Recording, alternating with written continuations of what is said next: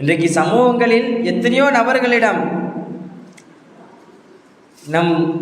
ஒருத்தன் ஒரு விஷயத்தில் இருப்பான், ஒருத்தர் கேஸில் மாட்டிக்கிட்டான்னு வச்சுக்கலேன், ஆனால் அவனுக்கும் அந்த கேஸுக்கு எந்த ஒரு சம்மந்தமுமே இருக்காது.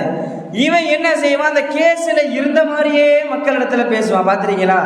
தன் கண்கள் அந்த விஷயத்தை கண்டிருக்காது, ஆனால் தன் கண்கள் அந்த விஷயத்தை பார்த்ததை போன்றோ, தன்னுடைய நாவுகள் அவ்விடத்தில் இருந்த அந்த விஷயத்தை பேசியதை போன்றோ, அந்த விஷயத்தை செய்ததை போன்றோ அவன் அந்த விஷயத்தை சொல்லிக்கொண்டே வருவான். இப்படிப்பட்ட நபர்களை பார்த்து நாயகம் பெருமான் ஸல்லல்லாஹு அலைஹி வஸல்லம் எச்சரிக்கை எடுகின்றார்கள். பெருமானார் சொல்லுகிறார்கள், அஃப்ரா அல் ஃபிரா ஐ யுரியர் ரஜுலு ஐனைஹு மா லம் தரயா.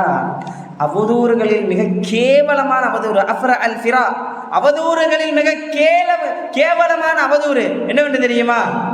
ஒருவன் ஒரு விஷயத்தில் தன் கண்கள் கண்டிடாத ஒரு விஷயத்தை தன் கண்கள் கண்டதாகவே மக்களிடத்தில் சொல்லுவான். ஒரு சம்பவம், ஒரு முக்கியமான ஷாஹித், அவனை என்ன பாப்பா சாட்சி சொல்லுப்பான்னு கூப்பிட்டுருப்பாங்க. ஒரு கூட்டத்தில் கேட்டோன்னே அவனை சாட்சியாளராக கூப்பிட்டுருப்பாங்க. ஆனால் அவனுக்கு எந்த ஒரு சம்பவத்துக்கு அவனுக்கு எந்த ஒரு சம்பந்தமே இருக்காது.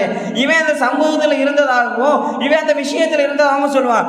இப்படிப்பட்ட நபர்களை பற்றி நாயகம் எச்சரிக்கக்கூடிய ஒரு விஷயம் புகாரி இந்த ஹதீஸ் பதிவு செய்யப்படுது.